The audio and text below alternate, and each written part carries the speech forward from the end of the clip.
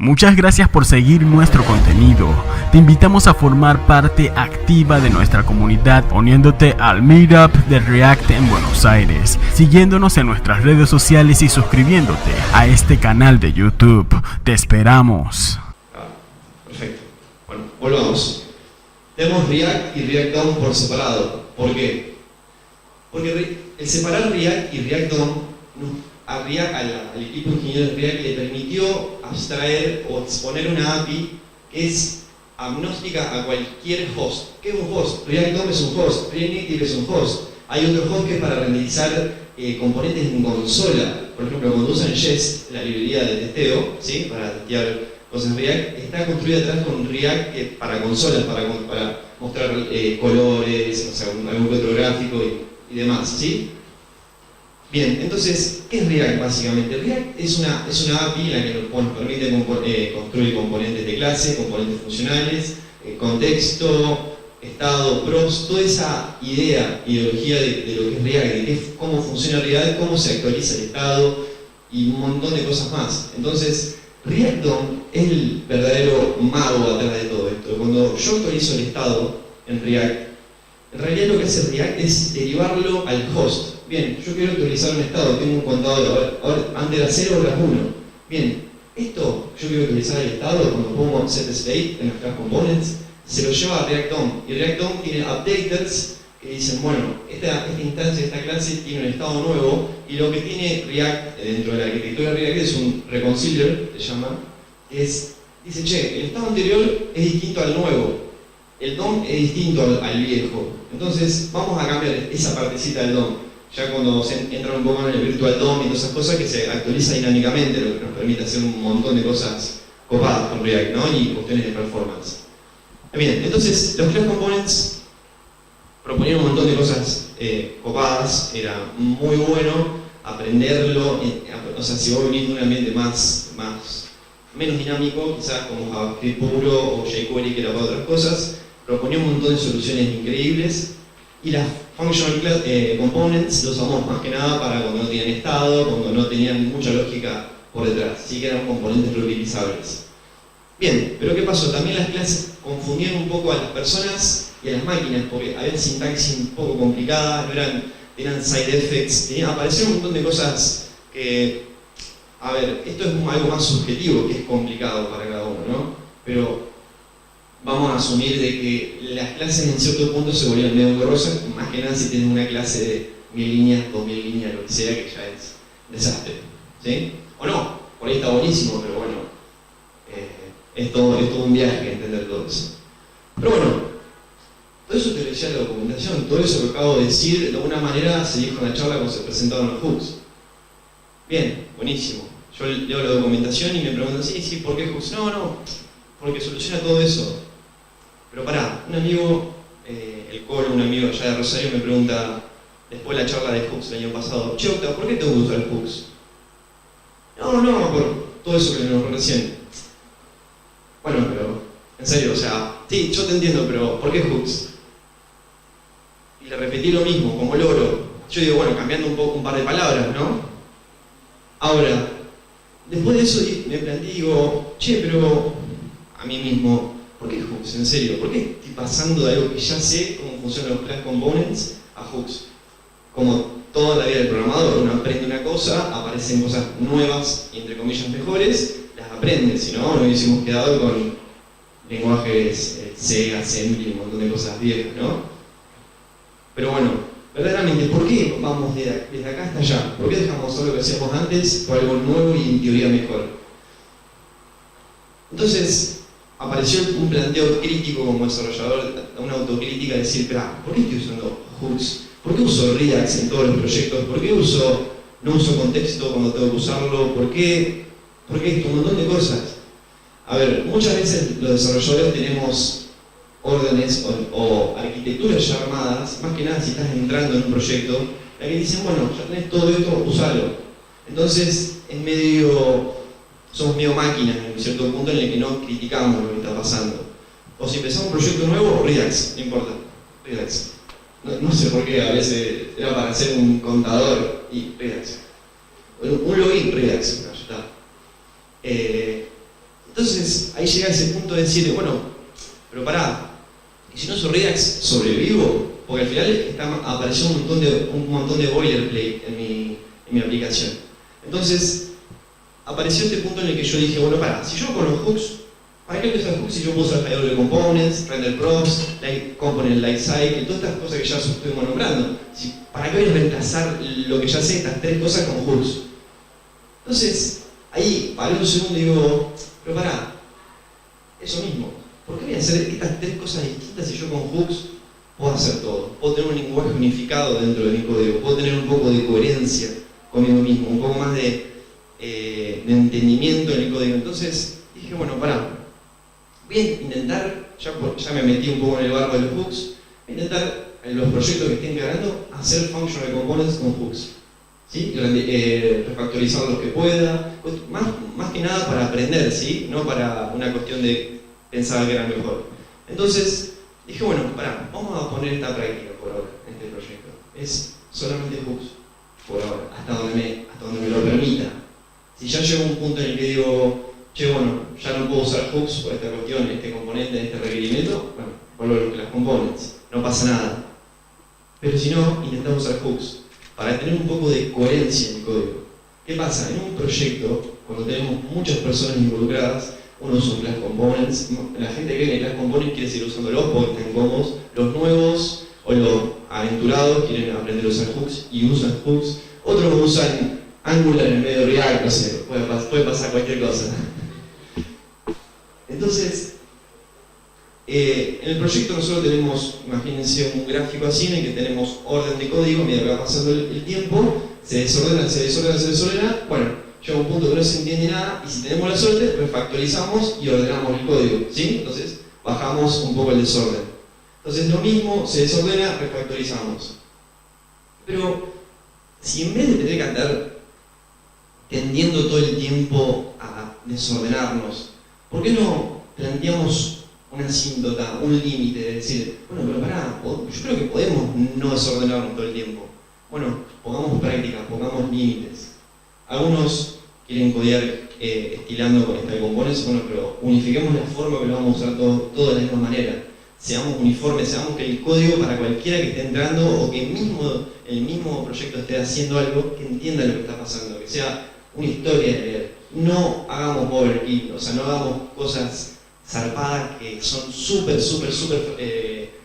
parametrizables para algo que es tan simple como un contador o algo mucho más, bueno, más aplicado a la vida real, ¿no? Entonces, seamos realistas y bueno, y ahora metámonos con los hooks un poquito. Se me cerró el navegador. Estamos acá. Bien. Así puedo cerrar el vaso. Bien. Le voy a mostrar rápidamente un par de hooks que, para el que haya leído mínimamente la documentación o laburó un poco, son básicos, no tienen nada de otro mundo. Le voy a mostrar la aplicación que estuvimos armando.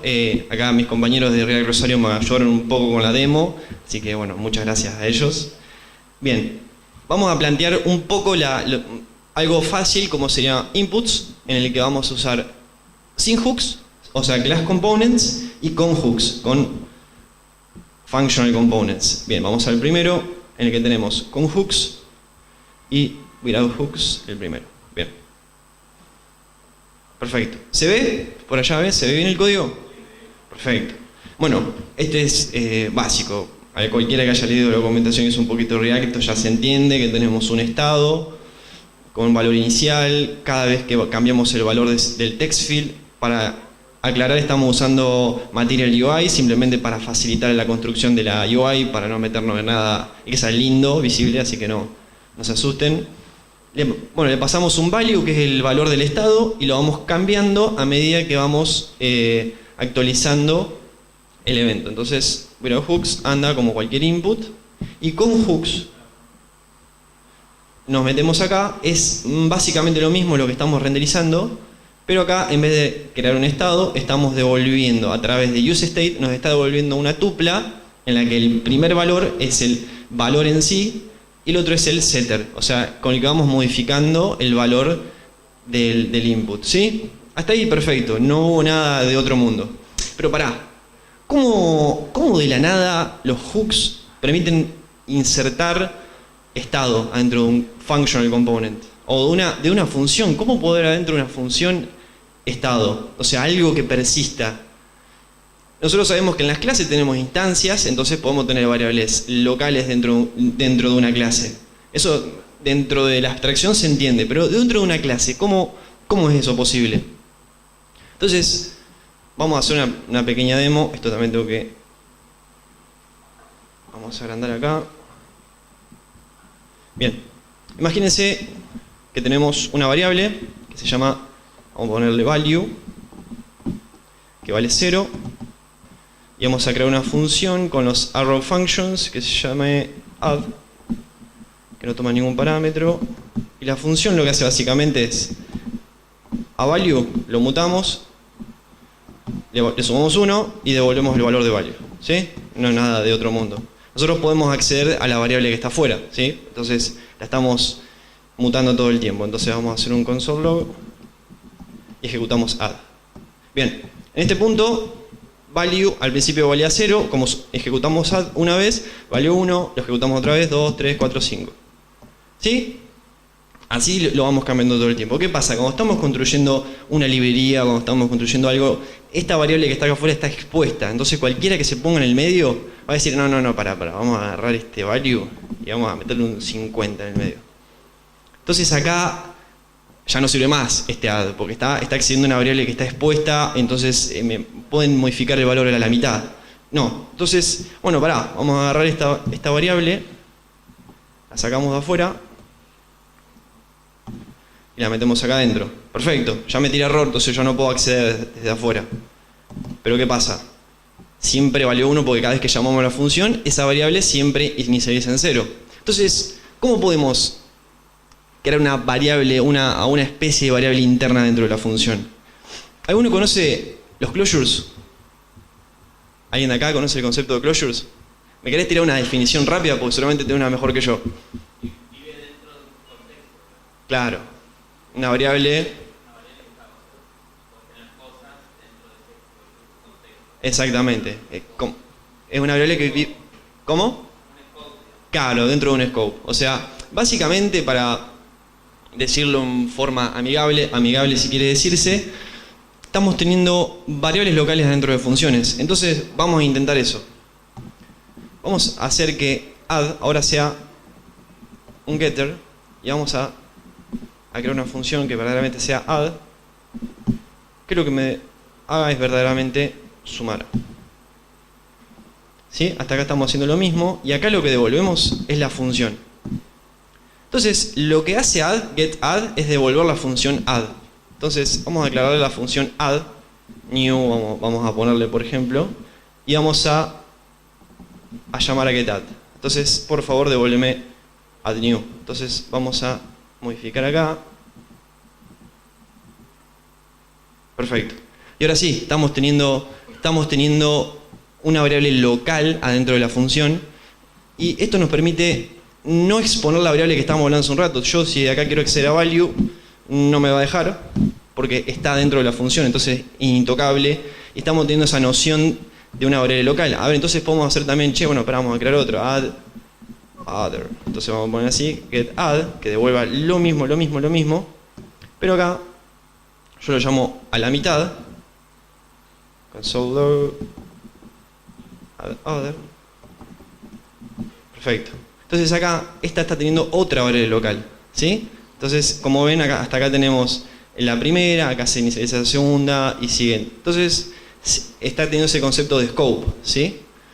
Entonces, en resumen, o viéndolo muy por arriba, los functional components con useState están haciendo eso, básicamente, a través de closures, como por arte de magia, si quiere decirse, porque tiene un poco más de complejidad como está implementado.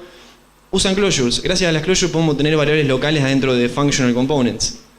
Y no es mucho más que eso. Adentro el useState usan useReduce y un par de cosas más, pero viene por ese lado. Y esto, como hoy les decía, React despachea a React DOM para que React DOM maneje la actualización de estado, pero no es mucho más que esto. Bien, entonces como les decía, gracias al useState podemos actualizar el estado como veíamos recién. Bien, entonces avanzando un poco en esto, vamos al siguiente que es useReducer. Perfecto. El useReducer, vamos a buscarlo por acá, es el second y seconds. Bien. Ya necesitamos. Vieron hooks. Tenemos un estado un poquito más complejo en el que tenemos varias partes del estado. O sea, recuerden que el estado es un objeto en el que voy a modificar varios inputs al mismo tiempo, ¿sí? Y esto me permite manejar un estado que está compuesto por varios valores. Entonces, en resumen, yo lo que hago acá, renderizo 3 text fields y llamo a una sola función en la que el primer parámetro le paso el evento, o sea, el nuevo valor de que nos está llegando en el input, y en el segundo campo le paso a qué input, o sea, a qué parte de la variable yo quiero acceder y actualizar. Acuérdense que siempre que usar el setState, porque si no, React no sabe cómo updatear ese estado. Bien, con hooks viene más o menos por ese lado. Podemos encararlo con varios useState uno bajo el otro, o podemos hacer algo un poquito más complicado, si quiere verse o no. Un useReducer en el que reducimos. Un reducer, ¿qué es? Es básicamente reducir estado y acciones en un estado nuevo. Acá simplemente estamos trayendo estados nuevos y pisándolos en estados nuevos, en estados viejos. Entonces vamos reemplazando ese objeto, ¿sí? Entonces es básicamente lo mismo, en el que tenemos el set y en el campo en el que yo quiero ir modificando el valor, según first input, second input, vamos modificando el valor. Bien. Todo este código está subido al GitHub de React Rosario. Para el que quiera meterse y reírse un rato de esto, está disponible. Perfecto, vamos con el tercero. Estamos without hooks. Y el tercero acá por este lado. Perfecto. El tercero ya usamos el useEffect, que es para mí uno de los más interesantes porque introduce esta noción de efectos dentro de un componente que nos permite suplir los methods de lifecycle. O sea, por ejemplo, compone didMount, compone didUpdate, compone shouldUpdate, un montón de cosas más que están pasando por ahí. El useEffect nos permite cambiarlo. Uno puede hacer esa analogía entre estos métodos con el useEffect, que se pueden hacer a través de ahora vamos a ver, del array de dependencias. Pero en realidad hay que pensar el useEffect como eso, como cómo manejar los efectos, o sea, cómo manejar los eventos que están pasando por afuera de la función y cuáles escuchar. O sea, porque a un efecto puede que no le interese escuchar ninguna variable para nada, como es este caso, en withHooks, en el que solamente al principio apenas se renderiza el componente, fetchear, o sea, traer algo desde arriba de una API. Y acá en el segundo parámetro useEffect, primero le pasamos un callback y segundo un array de dependencias, ¿sí? Si yo le paso un array vacío, como supongo que ya saben, significa que no me importa nada. O sea, lo ejecuto una sola vez y no dependo de nadie más. Entonces no se vuelve a ejecutar ese useEffect. ¿Qué pasa? Si yo lo dejara así, sin ningún array de dependencia, esto se va a ejecutar cada vez que la función se ejecute. Porque recuerden que una función se vuelve a llamar cada vez que cambian las props o este estado que estamos viendo hace un rato cambia. Entonces este useEffect va a fetchear cada vez que pase algo en el componente y eso no está bueno porque podemos hacer 10.000 llamadas a la API si estamos haciendo cualquier cosa. ¿Sí? Entonces, useEffect la verdad que es un hook que es muy interesante, puedo hacer un millón de cosas con eso. Y without hooks es básicamente el component didMount, con lo que estábamos viendo recién. Un array vacío es el component didMount que lo hago al principio y estamos seteando el estado de la nota. ¿Sí? Que estamos trayendo un texto simplemente. Bien, perfecto. Ahora continuamos con el siguiente, que es un to-do list. Es un poquito más combinado, un poquito más complicado. Acá está bueno porque hay un hook, que es este. Le voy a mostrar rápidamente. Acá tenemos cuarto. Perfecto. Acá una de las cosas más potentes y que está buenísimo dentro de los hooks es poder crear sus propios hooks. A medida que van avanzando en el proyecto, dicen, che, esperá, esa misma noción de cuando vas creando componentes genéricos dentro de la aplicación, como botones, como modales, como headers, como footers, lo que sea, que sean adaptables a distintas partes de la UI, o sea, que sean reutilizables, esa es la noción de los componentes, podemos utilizar más o menos el mismo entendimiento o la misma lógica para crear hooks. Che, bueno, espera, yo voy a fetchear a cada rato cosas. Entonces, ¿por qué no creamos un useFetch en el que me devuelva una tupla que me devuelva los to-dos, o sea, el array de cosas que estoy trayendo, ¿sí? De arriba. El loading, esto es importantísimo para que el usuario perciba que algo está pasando. Un loading pasa en todos lados.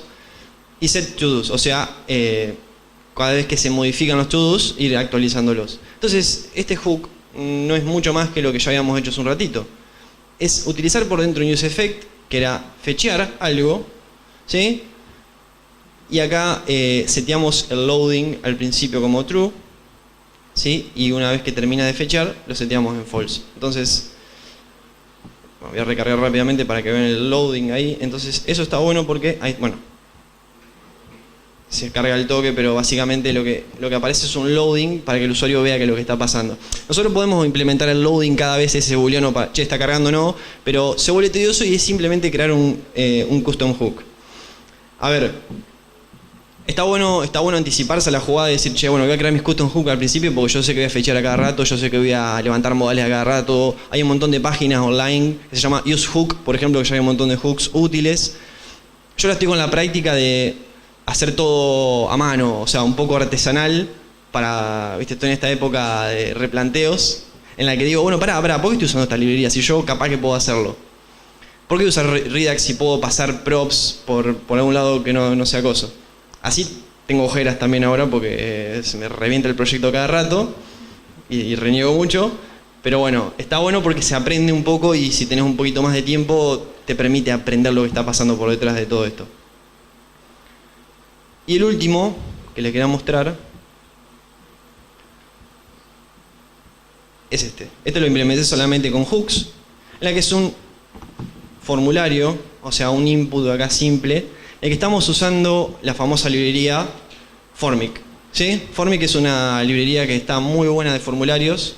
Si no la probaron, es una competencia Redux Forms, si no me equivoco el nombre. Está bueno porque no depende de Redux, obviamente, y bueno, a mí me encanta. Entonces vamos a crear ese useFormic rápido acá en vivo como para terminar esta charla. A nosotros, ¿qué nos interesa pasar a useFormic? Esto es imitando un poco lo que hizo Jared Palmer, que es el creador de Formic, que es el creador de este hook también, que lo explica en una charla. Vamos a hacerlo bien simple, cosa de que se entienda más o menos cómo es el proceso esto de, o por lo menos mío, de pensar como un hook, cómo vamos a hacer un hook. Yo para un formulario, ahí bien pelado, o sea, bien que no, imagínense que no haya errores, le voy a pasar valores iniciales a un formulario, en el que puede estar vacío o ya populado, porque estamos editando un usuario o un formulario, estamos editando lo que sea, información, y que suceda algo cuando aprieto Submit. ¿Sí? Tenemos esos dos parámetros. Entonces, vamos a pasarle como parámetros un objeto en el que primero vamos a tener initial values, ¿sí? Y el segundo parámetro, onSubmit. Bien, para que ejecute algo al momento de submitear. Perfecto. Entonces, es obviamente una función y vamos a usar el useState para crear valores. ¿Sí? Values y setValues. Perfecto. Entonces, acá usamos, como les decía, el useState, en el que inicialmente los values, o sea, todos los values que van a estar viviendo dentro de este componente, como veíamos hace un rato, que es un objeto que tiene muchos valores, o sea, puede ser un input, dos inputs, tres inputs, un montón de inputs, que quién sabe que puede ser booleanos, strings, números, lo que sea, vamos a pasarle initial values, que son los que estábamos hablando hace un ratito. Initial values, y si no tenemos initial values, le pasamos un objeto vacío, por las dudas. Bien, entonces vamos a hacer... Bien, entonces tenemos que tener una función también cada vez que queramos escribir, porque si yo ahora hago algo me va a explotar porque comenté el código, algo que cuando yo escriba me reemplace el valor que estaba anteriormente en el input. O sea, yo aprieto una E, quiero que esa E aparezca, que reemplace el estado anterior y le aparezca la E al costado. ¿Sí? Entonces, ¿cómo hacemos eso? Bueno, vamos a hacer un handle change. ¿Sí? Que básicamente es una función en la que vamos a tomar como primer parámetro un name, sí, que es el nombre del input, básicamente, y también vamos a que devuelve una función que toma otro parámetro que es el texto en sí, o sea, el valor, y esto me devuelve. Bien, entonces acá lo que llamamos es a set values. Entonces tenemos los valores previos y acá lo que me devuelve es un objeto en el que tenemos, hacemos un spread de los valores anteriores porque no me interesa perder los otros valores del formulario, y vamos a setear el nuevo valor, que es, por ejemplo, si yo le pongo first input o second input, le voy a actualizar ese valor en el que yo le voy a pasar el nuevo valor de text. Estamos hasta ahí, perfecto. Bien. Y vamos a crear la última, que es la de handle submit. Bien, perfecto. Handle submit es una función que no toma nada de valor y vamos a llamar unsubmit con los values. O sea, para que haga algo con los valores que ya tenemos. Entonces, esto lo que va a devolver es un objeto en el que tenemos los valores, set values por si lo necesitamos, el handle change y handle submit. Perfecto, entonces devolvemos todo esto y acá yo ya tenía implementado el hook en el que usamos formic. Como initial values simplemente hice que hubiera solamente un input, como ven acá, para no complicarlo demasiado. Y lo que hacemos es, acá estaba consolidando los valores, ahora se los muestro. Es un input como teníamos hoy, en el que, acuérdense que tenemos formic, que es el objeto que nos devuelve el hook, porque esto nos está devolviendo un objeto, y tenemos un campo values, y dentro de values, como dijimos initial values, tenemos el campo first. ¿Sí? Entonces este es el valor que va tomando nuestro input. ¿Y cómo manejamos el cambio? En el que primero le pasamos a qué parte del objeto, qué propiedad del objeto queremos que vaya cambiando a medida que vamos escribiendo y qué valor va tomando. Esto obviamente es el syntactic event que te toma el valor nuevo que vas escribiendo. Y bueno, y vamos a manejar el submit, o sea, que haga algo con el submit. Básicamente que me haga un alert, che, bueno, me llegó todo esto, por lo menos del primer input. Entonces, ahora rezamos y vamos si sale. Entonces escribimos sum y ahí aparece el valorcito.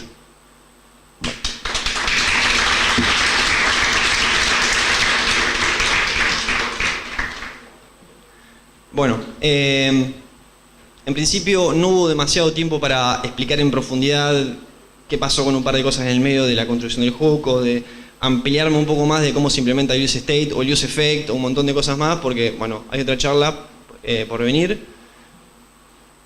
Pero bueno, esto es todo lo que les puedo ofrecer en media hora. No sé si alguien tiene una pregunta. En Rosario casi nunca hay preguntas. Allá hay una pregunta. Yo soy desarrollador Android. ¿Cómo? Yo soy desarrollador Android. Android. Quiero incursionar un poco en este mundo de React. Sí. Para que evolucionara a lo que es híbrido. Pero no es tú. Pero tiene sentido que yo aprenda un poco lo que es el DOS. O me venga leyendo una vez en curso. ¿Puedes repetirlo? Sí, bien. Básicamente la pregunta es, pues tengo que repetirla para que se escuche, que viene del mundo Android y quiere saber si es necesario o si vale la pena, corrígeme si me equivoco, aprender Redux o meterse de lleno con hooks en un principio. Bien, yo ahí te respondería con la librería de React. A ver, hooks es parte de React, Redux no. A ver, esto siendo un poco loro, o sea, básicamente repitiendo lo que estoy viendo en la librería en GitHub. Hooks es parte de implementar o facilitar al desarrollador a lo que le llaman muchos la developer experience. Es decir, bueno, vamos a construir interfaces gráficas, UIs, de la manera más rápida, más intuitiva y más legible posible.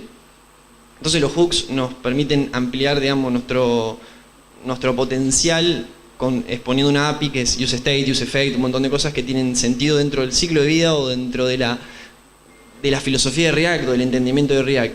Redux es un patrón, ¿sí?, de manejo de estado global que está muy bueno, vale la pena conocerlo. Y lo que pasa de Redux es que se puede implementar en React, en Angular. He visto también proyectos, no sé si en Android incluso, capaz que pueda haber un Redux, podría haberlo.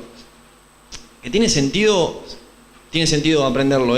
Hoy en día se pide mucho saber Redux a la hora de cuando te hacen una entrevista, en casi todos los lugares te lo piden, porque Está bueno saberlo, pero yo personalmente elegiría en un principio aprender bien los fundamentos de React como son los hooks. Y es más, hay implementaciones de Redux con hooks nomás. O sea, el patrón Redux sin usar la librería hooks, con un par de cosas locas por ahí que después se lo puedo pasar si me lo piden. Y está muy bueno. Pero, o sea, Redux está bueno conocer el patrón, de dónde nace. ¿Y alguno por acá sabe de dónde nace el nombre Redux? ¿Alguno se lo planteó alguna vez? Redux viene de reducers con Flux.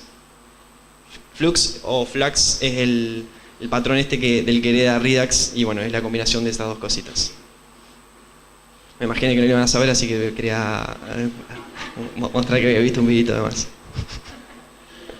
Bueno, ¿alguna preguntita más? ¿Acá? Listo. Bueno, muchísimas gracias.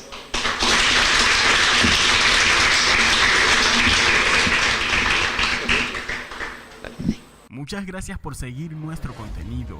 Te invitamos a formar parte activa de nuestra comunidad uniéndote al Meetup de React en Buenos Aires, siguiéndonos en nuestras redes sociales y suscribiéndote a este canal de YouTube. Te esperamos.